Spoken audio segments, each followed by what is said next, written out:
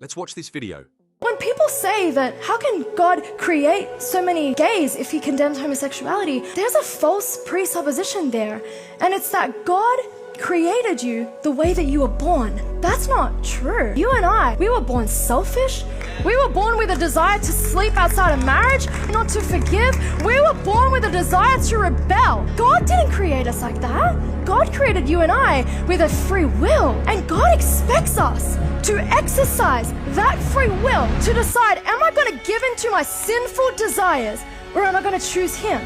Can you imagine if you were born with, a high testosterone level and you stood before God and said, I know I hit my wife, but I was born that way. You made me like that.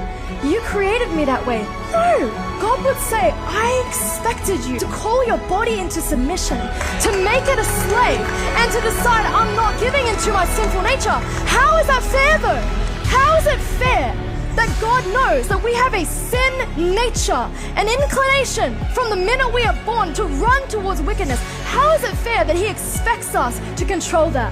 Well, maybe fair enough if it weren't for Jesus Christ and the fact that He went to the cross to crucify the power of sin and death. That is the whole point of the gospel, that He who knew no sin became sin that we might become the righteousness of God.